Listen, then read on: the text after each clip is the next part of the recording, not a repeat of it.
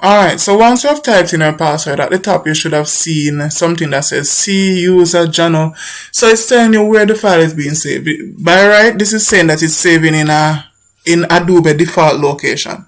Of course, if you want to change the location, you can click browse and you can put it on your desktop or anywhere. The fact of the matter is you don't have to change this location. I personally change it because, well, I'm paranoid, right? But you don't have to change the location. It just, Adobe just want to know that the file is saved somewhere where it can find it every time you need to sign a document. So once you click that, once you put in your password and thing, you click save. You don't have to trouble this. Just click save. Alright, so now you have your password, you have your account at the top. So this is your signature at the top. Alright, now you're going to click continue because you just created a signature. It's an electronic signature, so it's not perfect. It's a signature nonetheless. Alright, you will click continue after you've selected the one. So a while ago I chose to use Jane Brown instead of this one because I'm testing out Jane Brown. Alright, so I click continue and this is what the signature will look like. Again, it's not anything fancy, but it's a signature nonetheless because it will take a lot of energy and a lot of effort to actually get the tablet, connect it, get the software and work it so that you can create the signature using the tablet or whatever. Alright, now at the moment it's saying that you need to type in your password again, right?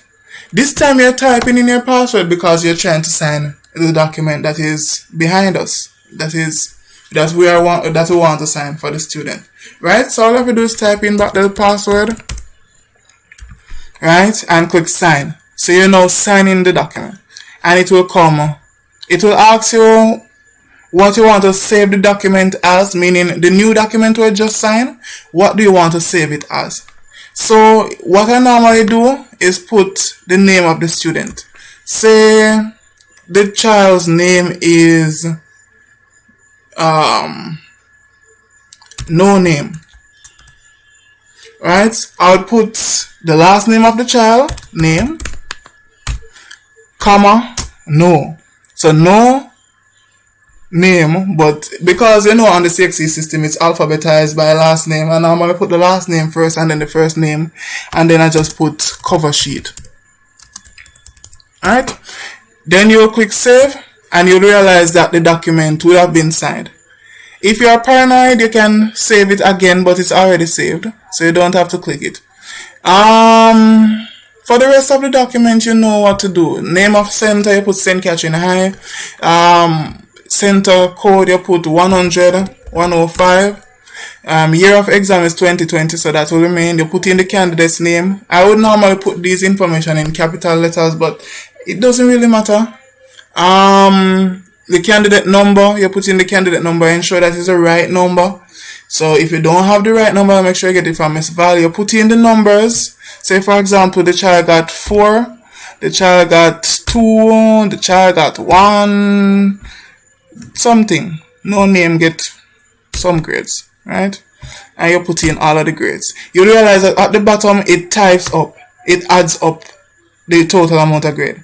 So a while ago you realize that you saw 15 even though 5 was already there in there. You have to click outside of it because it is saying that you technically don't save the data that you enter. So just click outside of it once you put in a number and you'll realize that it adds it up for you.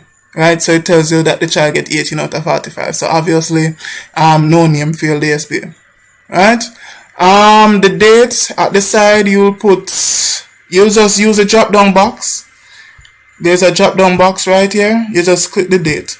So on the 21st of April 2020, I signed this SBA for no name. Right, and that is it. You save the file again. And when you're finished, you zip it up and you send it to Madam HOD. That's it. I hope you learned something.